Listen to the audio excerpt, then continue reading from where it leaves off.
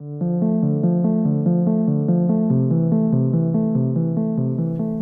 2012, San Mateo County actually became the top earning county in the country, and a lot of that can be attributed to some of the tech community that is here. So around that time, I believe, was when we had Facebook moving into our county and Facebook had their IPO. And when you have a number of people in the community who suddenly have a bit of a windfall, that really can skew your county averages. It's very tough to,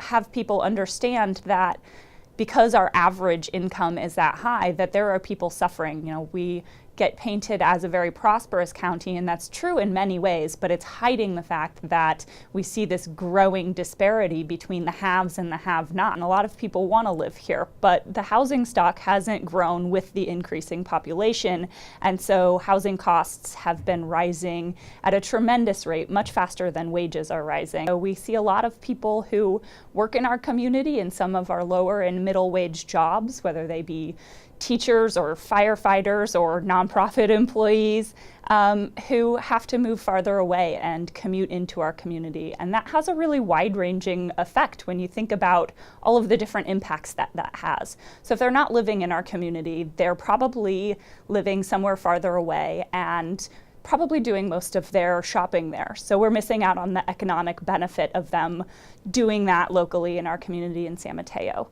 They're also spending a long time commuting. We don't have the best transportation options in the world here.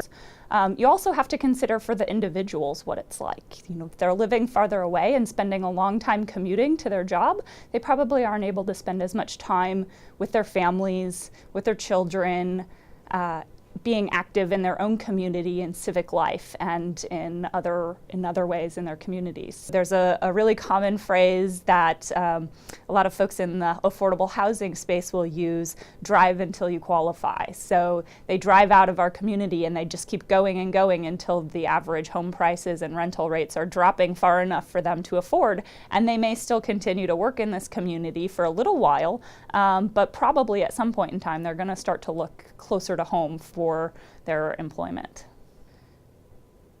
I think the minimum wage issue is one that is fortunately growing in national attention, and there are a lot of people, a lot of communities that are really starting to take the lead. I hope San Mateo County will be one of them. I think when it comes down to it, raising those wages is something that we really need to do. Certainly, we want people to be able to stay in our community. We think that as an organization, one of our core values is equity, and we think it's important that people are able to live with dignity, that they're paid fair wages.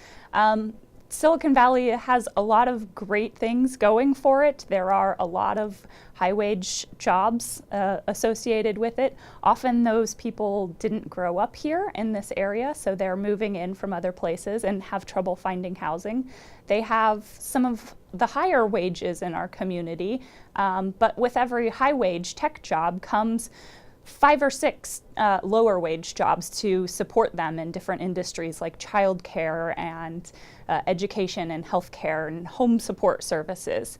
So, we see that there's a growing need for all of these different levels of the economy as the tech community here grows.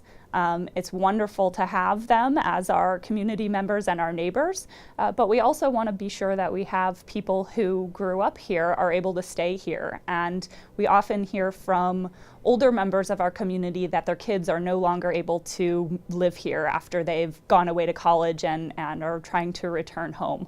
It's hard for young people to start families here and afford to have that kind of American dream of a single family home. That's not something that many people in our community can afford.